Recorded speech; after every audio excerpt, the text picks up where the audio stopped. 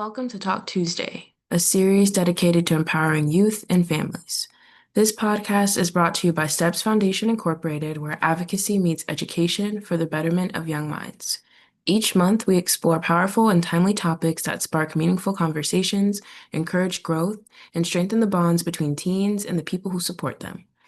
I'm Amaya Ward McCaskill, your host and peer educator at Steps Foundation Incorporated. This September, we're diving into a topic that shapes how we connect, communicate, and cope with the world around us: emotional intelligence and mental strength. Emotional intelligence isn't just about feelings, it's about understanding ourselves, navigating relationships, managing stress, and making thoughtful choices, even when things get tough. These skills are just as important as academics or talents, and the good news is they can be learned and strengthened over time. This month, we'll unpack what emotional intelligence means, how to stay calm under pressure, bounce back from tough moments, and express emotions in ways that build connection, not conflict. Whether you're a teen working through big feelings, a parent looking to better support your child, or simply someone who wants to grow, this month is for you.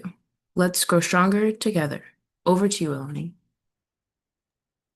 Hi everyone. So today we're going to be talking about how to bounce back from stress, disappointments, and failures. So my first question is, what does mental resilience means to you? Well, I good think. afternoon, everyone. Oh, sorry. Sorry, no, you're good. Thank you for the question. You said what mental strength means to me. Is that what you asked me? Yes. Yep. Mental resilience. Mental resilience. So that is a great question. Let me start by saying that mental resilience for me has been something that I've had to deal with since a very early age, right? So I came from Puerto Rico. English was my second language, and I dove into the middle of eighth grade. So I was maybe Lamar's age when I was just put in there. First time ever being at a school without a uniform. So you have the pressure of having an identity, right? And and being at par with what everybody else was wearing. You don't want to wear the same pair of jeans 2 days in a row, you know what I mean? So uh and then if you leave youth aside, right? And peer pressure is a big deal, right? With young people. And for me, I was resilient in the sense that I was okay being by myself. If I didn't really find people that were willing and able to hang out with me, I was fine. I used to love drawing and doing things on my own. And eventually, people came around and they asked a few questions about me, and we learned from each other. And next thing you knew, I had a friend, right? And just I guess, and And just to give you a bit of background, my childhood was full of friends. My growing up, elementary school, I grew up outside of my house, just hanging out on the street, just playing basketball, just knowing my neighbors. And then I went from all of that to going to a school that literally felt like you were in an institution because there were no outside play, everything was indoors, lunch was indoors. And that took a big uh, space in my mind, right? Just adapting to that. And the worst is when you get into your 18, 19 uh, type type age, and you're deciding which is your path, where you're adulting.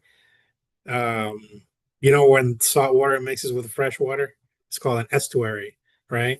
So you're in that estuary of emotions and um, hormones and things like that, and you're going through so many changes and you're trying to leave being a child behind and becoming an adult. For some of us it's really hard. It's really hard to do that break. You have to have that mental resilience of now you're kind of on your own. Some of us have experiences where it's less hard, and some of us have experiences where it's just the way of life, and having that resilience to accept the fact that that's not the norm, that's not forever, it's just for right now, right? Having that mental resilience of believing in yourself. So I always say you have to believe in your own skills. Whatever you're learning, you have to believe in what your skills are, right? So you have to start with that to have just what I like to say uncanny mental resilience, right? Does that answer your question, Ms. Alvarez? Yes. Awesome, awesome. Thank you. Look, he done came with the answer, look, and I had to throw the collection plate up there early because I'm like, I hear you. Like you had to cook on that. Right? I think that that's such a great question, and I love Carlos's answer to that, because everything that I heard was adapting, learning how to adapt when things are different, when things are new. And for me, y'all know I'm gonna go back into that and sitting with those feelings because Yeah, that a lot of that is like it's scary, like coming from somewhere and then going into something new and even trying to figure out your identity. Because I heard you say that, like, now yeah, I get to be my own person, but what does that even look like? And that can be very scary for people. And then the getting to know people, right? Is then you got to decipher who are the good people versus who are the bad people, who are the people who mean all the right things for me.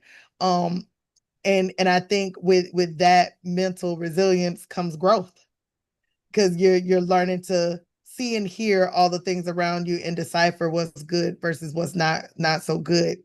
And then that flexibility. I heard a lot of flexibility in that too. And I think all those things are what make good mental resilience. You know, how flexible are we? Bouncing back is not always so fast. Sometimes it's a slow roll to bouncing back to something when you're going through it. But I loved all of that because I could hear all those things in what you were saying. And I'm like, yeah, that is mental resilience. yeah. And let me tell you what, something else. Like I moved here like middle of seventh, eighth grade. I can't quite remember, but when I got to high school, I had a pretty, what I thought a pretty solid set of friends. In the 10th grade, that summer, I don't know what happened. Every one of my friends dropped out. Each and every single one of them. They either went off and got pregnant or they just didn't want to go to school anymore. So I had to have this mental resilience not to follow the 6 or 8 friends of mine that Mhm. dropped out, right? I said, Yeah. man, I want to do things a little different than they did it. I know that's not right, right? We were all like 16 years old. They all had like jobs and they went Right. straight to work, right? And just recognizing that that's not going to be me, right? I Yep. want to do some things different. I don't want to be a statistic. Oh, I'm not gonna be a statistic. Well, let me put that one in the chat. Look, because we not gonna be statistics around You here. feel me? So, See, now you done dropped your few dollars in the collection plate, right? Oh, drop the dollars in the plate. He done dropped his dollars in there. Now so let Okay, me I'll drop drop the my dollars dollar. in there. Let me drop my dollar in here because mental resilience is it's not just really a thing that you just say you have. You gotta have it and able to know that you have it. Like you can't just say you got it. No, you have to know you have it. Because once you have it, you know you got it down. Because mental resilience is the ability to just not only cover for yourself, but be able to just push through all the challenges, be able to see when things are wrong and not follow suit.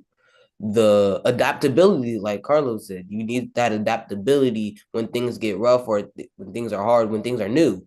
Change is difficult. Let that be for somebody that's have changed throughout the whole life and they're used to it. It's still going to be difficult.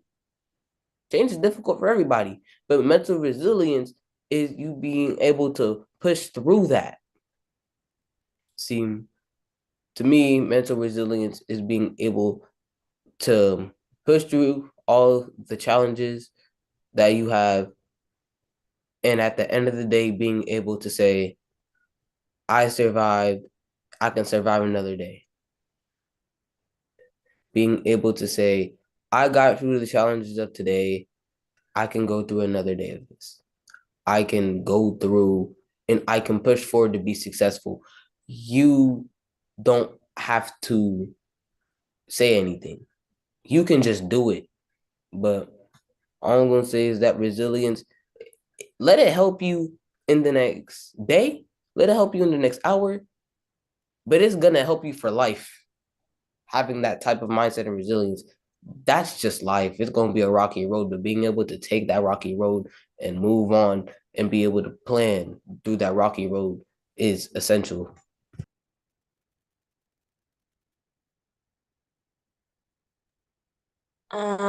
I kind of relate to Carlos' story because I come from Puerto Rico and I struggle a lot with my English when I came.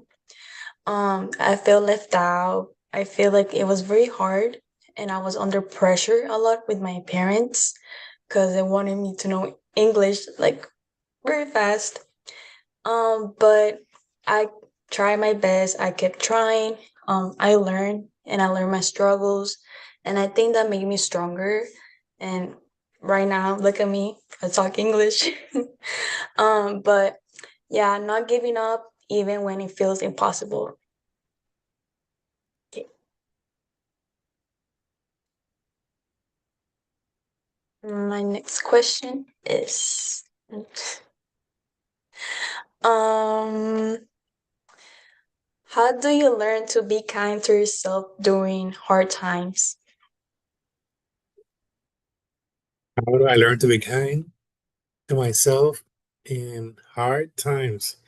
You know, I consider myself being a strong-minded person, but I like to say this to people so that they have an idea before they have to line up their train of thought. You guys ready? So when people have a weak mind, they see everything as a problem.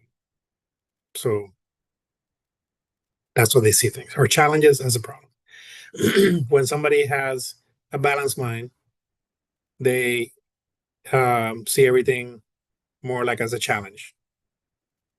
And now when somebody has a strong mind, they see everything as an opportunity. So if we can go back to when you guys weren't even born yet in 2020 with the COVID pandemic, it's because everybody looks so young. Uh, you know, picture this. I work in entertainment. The world stops March 12, 2019. I had a show lined up that was going to happen like May 15th, right? And the people that were going to do the show for me had just come off the heels of having a hit record with Bad Bunny. So they had collaborated with Bad Bunny. So it was a sure shot. I was going to blow this thing off the hinges and make history with this halftime event at a Orlando Magic game. So we had to cancel all that, right? And then what happens? All the essentials became important. And so my tickets go out the window. You don't need Magic games when people are at home doing nothing, right? So I had two choices. I can go home and cry and wait for it to pass over, or I can see this as an opportunity. Luckily, thankfully, because of my mental resilience and everything that I do in life, I had put myself a goal to finish paying my mortgage in like 15 years. And that time was coming around. So I was able to settle that out right when the pandemic hit. So right away, I was in a good place, right? But everything else was up in question. So I put my head together and I saw an opportunity. I had a friend of mine that was working in the car rental company, and all these rental cars were being returned. And I'm talking about thousands of vehicles, thousands. And they needed to be moved from the airport drop off to area near the landing field for the airport. And we parked over 6 or 7 thousand cars. And it was like 6 or 7 of us doing this work. And I was working for over a month and a half. it was hard work. And I'm telling you, I worked in an office for a large part of 20 years, but I never forgot the days when I was doing warehouse work or doing restaurant work or washing dishes. So it's all like muscle memory, right? And that spawned into me meeting other people that got me turned on to other work. And I ended up working for the court system for a hot minute after that because I met some people that were just like me, corporate people that never forgot about hard work. And look, we made it happen. I survived the pandemic. Money was never a big issue in my house. We wanted to have food and be comfortable, right? And I saw that as an opportunity. Hey, but the Magic is closed. Let me see what else I can do. When the Magic went into a lockout, they had a lockout, which means that the players go on strike, but they're all rich. I'm not rich, and we didn't have a season the whole summer. We didn't even have work. The Magic was kind enough to pay us some money, but I want to drive taxis, right? So I just never gave up, and I didn't want my family to suffer. But I would get up on weekends. I'd have to pick up the car at 4:30 in the morning so that I could be at Cocoa Beach at 5:30 and start picking up people that were getting off the cruises. Can you guys believe the first passenger was a general manager for the Chicago Bulls? My very first passenger was the general manager for the Chicago Bulls, and I was like, "What do you do?" "Oh, I work for the Bulls. We're in the middle of the lockout." And he's going on a cruise because I was taking him to the cruise. And he's like, "What do you do?" "Well, guess what? I work for the Magic. I sell tickets. I'm at the bottom of the totem pole, and I'm driving taxis. And you're my first person." So, ain't that something? That's really cool. I can't lie. Yeah. So, and things like that have happened to me my entire life. That like one night I got stuck hanging out with Celia Cruz. And like 3 years later, she passed away. 3, 4 years later, she passed away. Celia Cruz was a very famous salsa singer from Cuba. She was very active in the African American, like Black History Month, stuff like that. She was recognized a lot. And she was doing a show in UCF. And I was with one of my professors, who's my mentor. He's Cuban. And he still talks about that. And there was like a thing where they're like, "Hey, Carlos, you have to take care of this person tonight." "Who is it?" "Oh, it's Celia Cruz." "Oh, fantastic. I know exactly who she is." So then I took my teacher. I was like, "Hey, you wanna meet somebody?" So things like that have happened to me, just I feel like it's because of you're resilient, right? And you have that mental toughness that when people tell me go ahead and this is hard to do, and I'm like, "No, it's not. We'll get it done." And so I gotta say, I love when you mentioned the three phases, right? And then that last piece about the strong mind looks at things as opportunities. And you literally just explained like how that has worked out for you. And I love that. The only thing I would say I would add, especially when we're talking to them about, what does that look like? Like self-compassion is hard.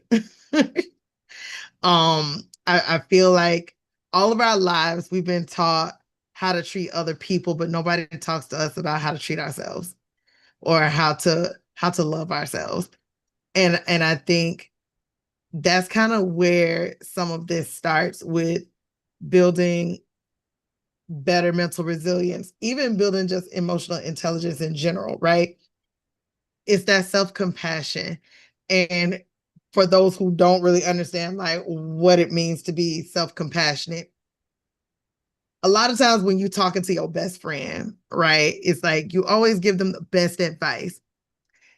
You shouldn't do that. You try to be that moral compass for them. And, it's like, come on, let me give you this hug. Let's talk through it. Everything's going to be okay. You find the most encouraging words to say to your best friend when they're going through it. But when it's you can't find those same words for yourself. And that's self-compassion. I feel like a lot of us are our own worst critic. We see all the worst things in ourselves before anybody else ever does. And I don't care like what it looks like. It could be like I'm the worst basketball player, like I don't speak good enough, or I'm just not good enough in general. And that couldn't be further from the truth. I mean, you are good enough. And so we got to learn to challenge the inner critic. And I think that's where a lot of times we get stuck. We don't challenge that inner voice that tells us that we're not good enough, or tells us that we don't belong in a space, or tells us that we can't do a thing. The challenge of that inner voice is where we have to start. And then that compassion towards ourselves is another good place for us to start, because again, I know that there's people who have support systems and then there's people who don't. So sometimes we have to learn to be that support system for ourselves. And it starts with us learning how to be compassionate to ourselves. Come on, Lamar. I see you. I see that hand just going. Because look, this question right up my alley. And I'm about to give y'all some dollars. I'm about to give y'all some money. Because look, you gotta love yourself. It's just like, again, I will always mention this. The first step in budgeting is pay yourself. You got to pay yourself some attention, pay yourself some love. Because my question is this. Let's say you want to get a girlfriend. You want to find somebody that's interested in you. How you going to interest someone else? Sorry. How are you interested in someone else when you don't interest yourself? How you going to love someone else when you don't love yourself? That's that self-compassion. You got to help yourself before you help somebody else. If you are your worst critic, you got to become your best lover. If you're your worst enemy, you got to become your best friend. And I feel like this is where a lot of our teens struggle with, because they feel like everyone's there to tear them down. No. This is really you telling yourself that. This is not true. You're feeding yourself a lie based on what you think is happening in your head. But it's really not. Look, when you said people are there, you be giving your best friend all the advice, I am that person. But at the same time, I also know I can do whatever I put my mind to. I just got to stick with it. As a person that is confident in themselves, I know it's not that easy for everyone else. But sometimes they got to see themselves the same way you see them. Because if they don't, that's a whole different problem in themselves. This is a lot where that anxiety comes from. This is a lot of where that depression comes from. This is where all of that strong emotions come from. Because they don't see themselves as positive. They find everything negative about themselves, but don't want to acknowledge the positives. And even then, that's human nature. You got to cut out that human nature. Punch it in the face. It ain't there to stop you. Like, We're not choosing violence. Don't punch no, choose the violence against the negativity. Choose it. Go the American route. Because with that is how you can try to be healthy with yourself. Because if you ain't healthy with yourself, how you going to expect to be healthy with somebody else? I gotta say, I definitely I feel that, Lamar. I do. I feel that. And I think again, this goes back to that inner critic. And you mentioned, everything that you mentioned was that inner critic. It's hard to cut out. So what are some things, Lamar, that you do that kind of cut out that inner critic? Look, I tell myself affirmations without even knowing. Like, I'm not even joking. When I see something that's hard, I'm like, man, I can do this. I'm gonna be all right. I'm gonna be fine. And sometimes that's all you need. You just need, I can get through it. You say you can't? Nah, I got it. Mm-hmm. See, now that's a you problem. I got it though.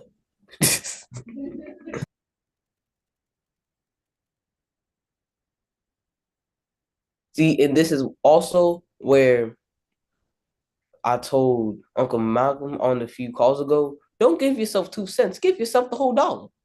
You're selling yourself short. Just like when you talk negative about yourself, you selling yourself so short you hit an air ball on the 3 point. You need to help yourself. You gotta love yourself to love someone else. You gotta love yourself to be yourself. Because if you can't accept yourself for who you are, then who are you? Who? I borderline feel like you about to bust out in a rap. No.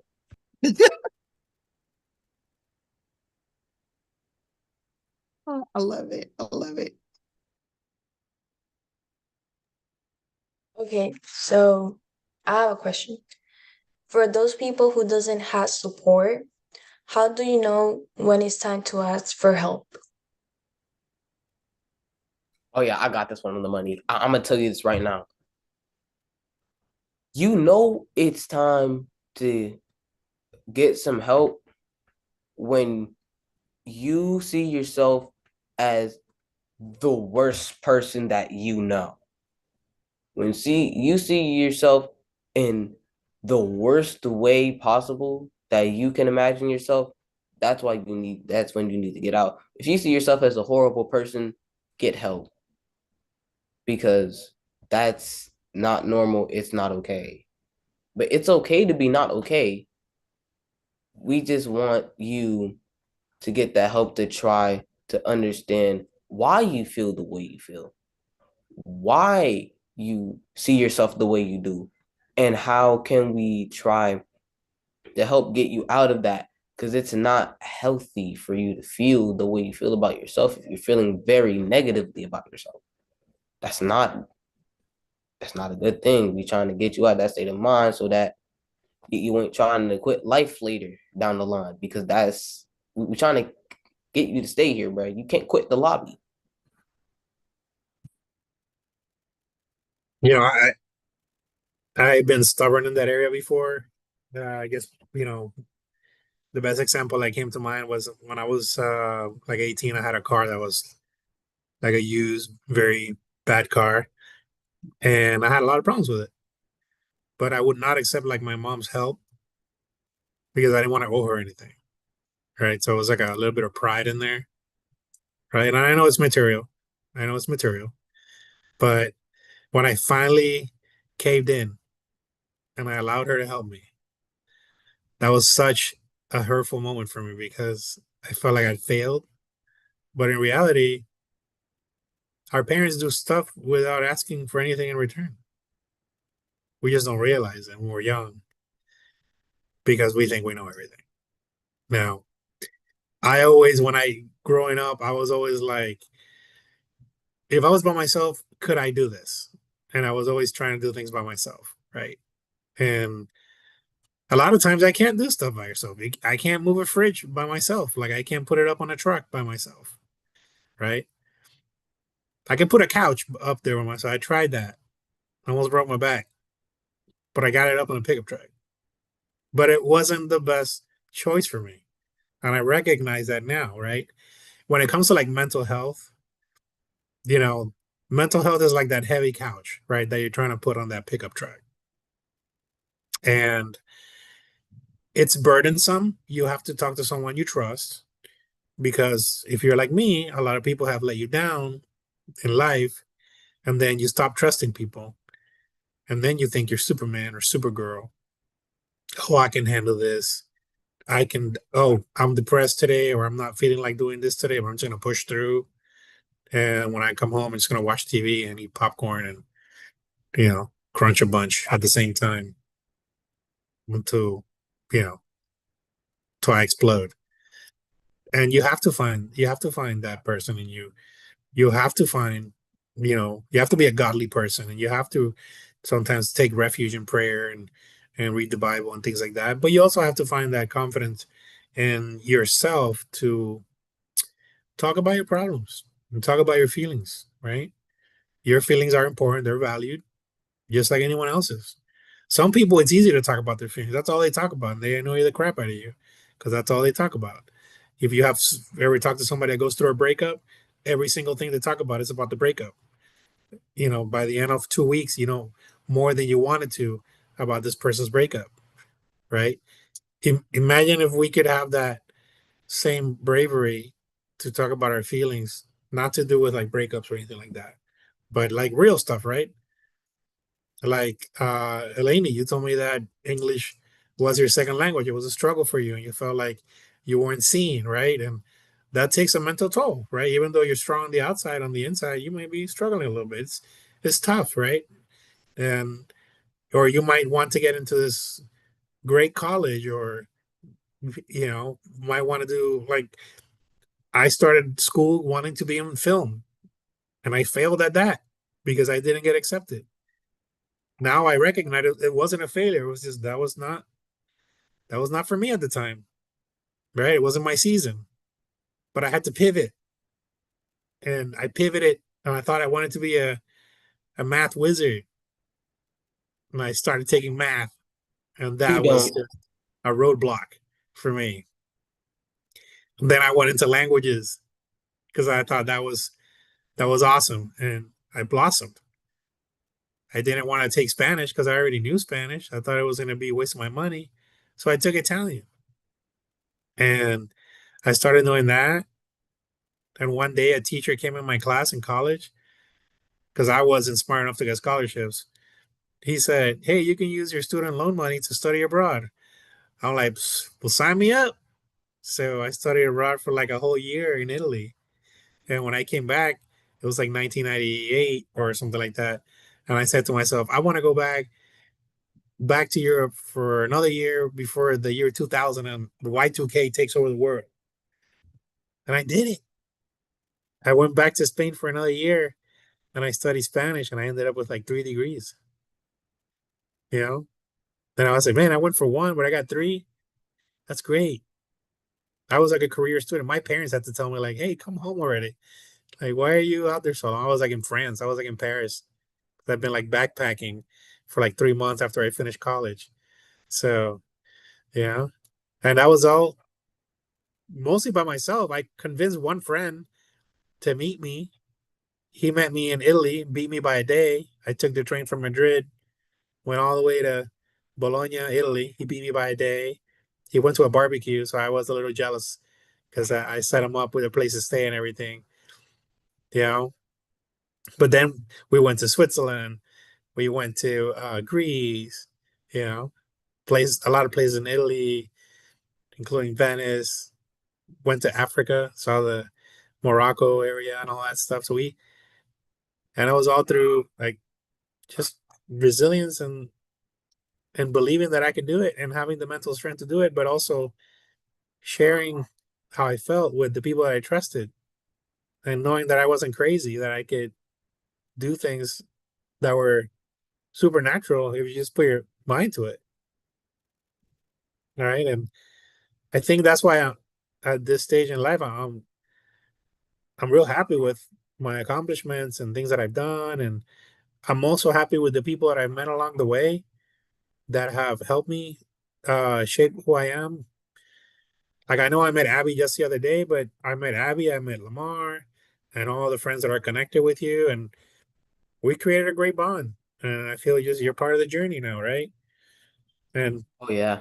Trust me, I've you've been a met part of my journey, bro. Pat, so Trust I've me. met I've met a lot of people.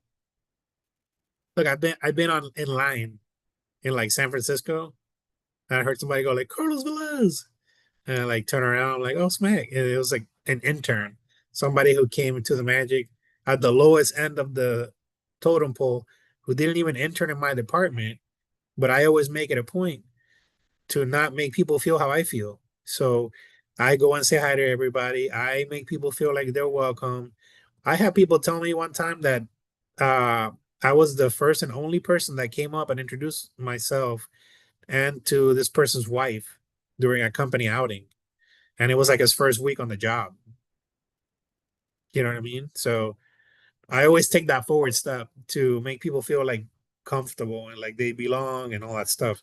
Because I know how it is. You get somewhere, you're easily ignored if you're not looking a certain type, being with a certain type of people. I'll say hi to anybody. And the people that you least think that are nobody, they will impress the heck out of you. Absolutely. And everybody is somebody, to be Yeah. honest. And I love it. I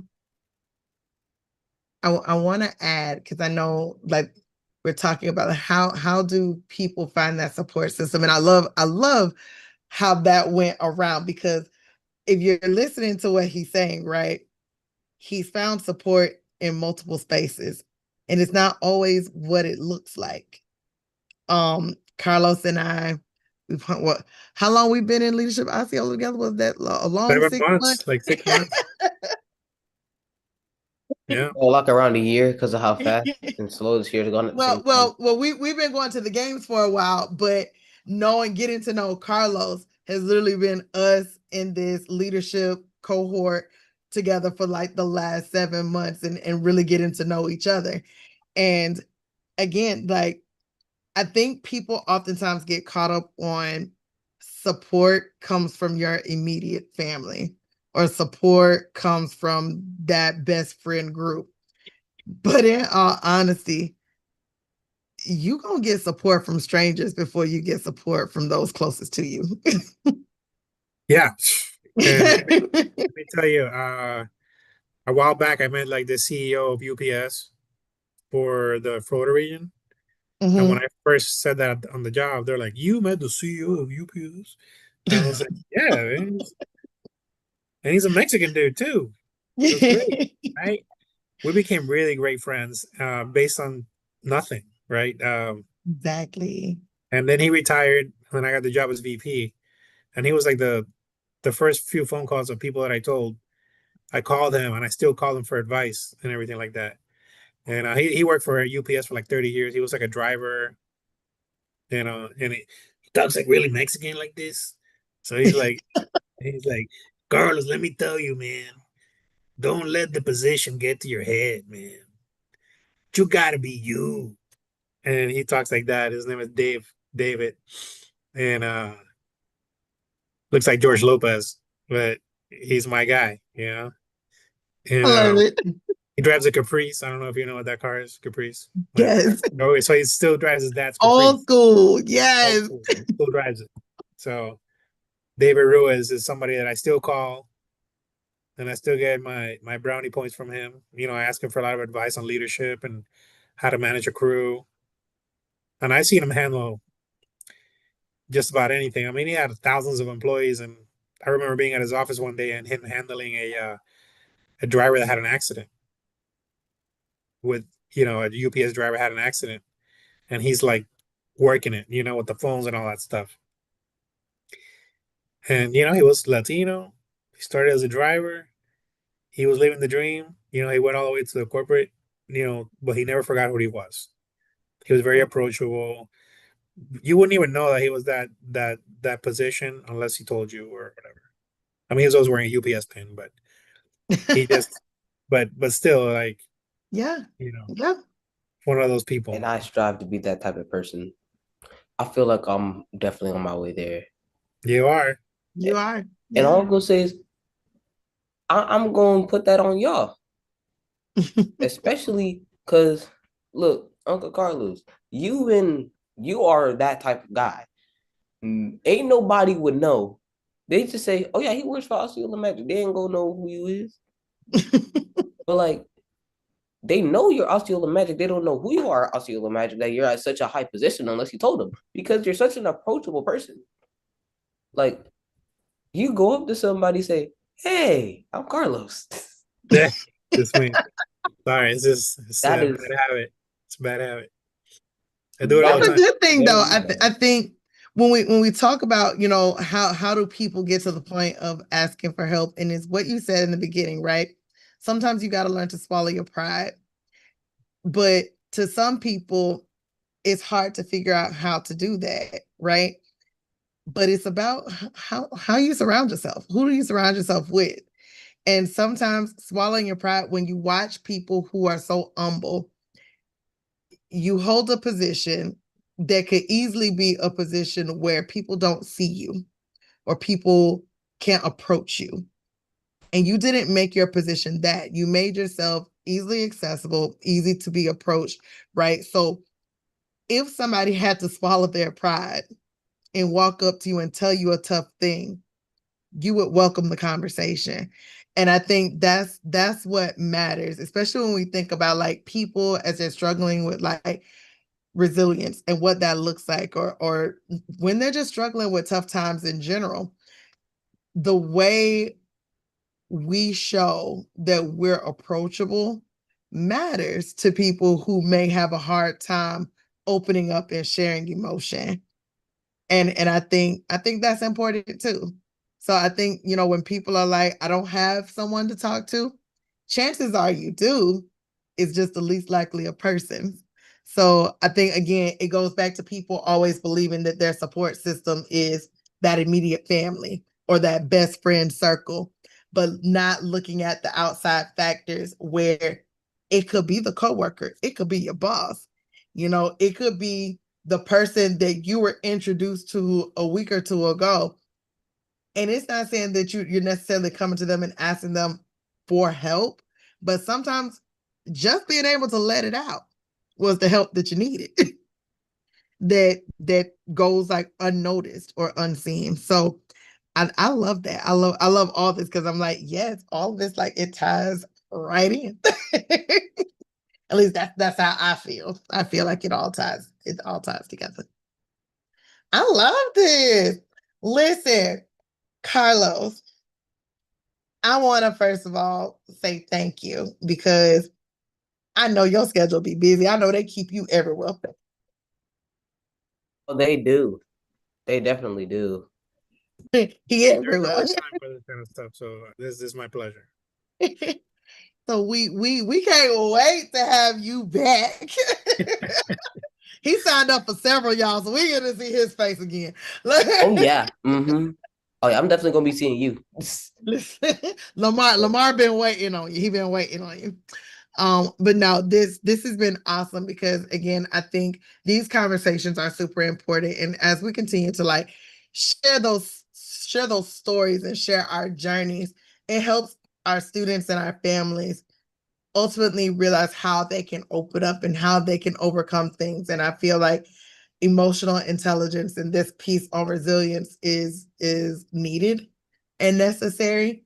So I thank you. I thank you for showing up and sharing, and Lamar, for your courage of being that teen on the panel, jumping in. Look, Lamar said, this my month. I'm on all month because I like this topic. I'm like, okay, say less. Oh, trust me, I'm probably gonna be on for a good portion of this year. A good portion of this year. Because trust me, I already know you're gonna throw me under this bus. Regardless. Okay, You was gonna toss throw me him the mic, y'all. Listen. You was gonna throw me under this bus regardless, so I'm just getting prepared. I wasn't gonna throw you out there like that. Look, so Ilani and Amaya, look, y'all about to have a little mini co-host. I'm just saying, look, he said he with y'all all year long. Ilani, like, come on. She's like, please and thank you. Look, I may only be 13, but I'm old. Oh God, we're not even gonna go there tonight. Yep. Nope. Because in all my years. Bye with your years. All right, so let me wrap us up. So, you guys, emotional intelligence and mental resilience are lifelong tools that help us connect with others, navigate stress, and make empowered choices. Whether you're learning to manage your emotions or helping someone else do the same, remember, growth doesn't happen all at once. It happens moment by moment and decision by decision. So keep showing up, keep reflecting, and most importantly, keep leading with your heart. So before we go, a couple of events we have coming up. So if you guys have not registered for our upcoming focus group for parents, we need you in the space. We need you guys to come and share with us things that are working for you and your teams at home as we're trying to figure out the barriers in mental health for our students and how we can help create greater solutions to help you with issues that you and your teams may be having. So yes, we have an open call for our parent focus group that's coming up this Saturday. So definitely go on our website and register for that. And then next week on Friday, we have the virtual teen focus group. So teenagers, this is your time. We want to hear your voices. We want to hear the things that you're struggling with. And what do you feel are some possible solutions to those mental health barriers that we face? On September 27th, we have Family Fitness in the Park. So it is a moment for us to work out and have fun together. And yes, it's free, y'all. And yes, we're going to have stuff there to give out. So definitely bring your families down, hang out with us. It's going to be a time. So we are really excited about that. So again, in order to find all of our events, just visit our website, www.stepsfoundation.org/events, so that you can get you and your families registered. Your emotions are valid. Your voice deserves to be heard, and your journey is just as important as your destination.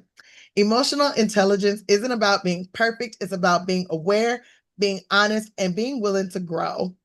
Thank you guys for joining us this month for another episode of Talk Tuesday. So just like I love to say, you guys, stay strong, stay kind, and most of all, stay unapologetically you. So until next time, good people, stay inspired, stay empowered, and keep leading the way. We will see you guys next week as we wrap up Emotional Intelligence Talk Tuesday.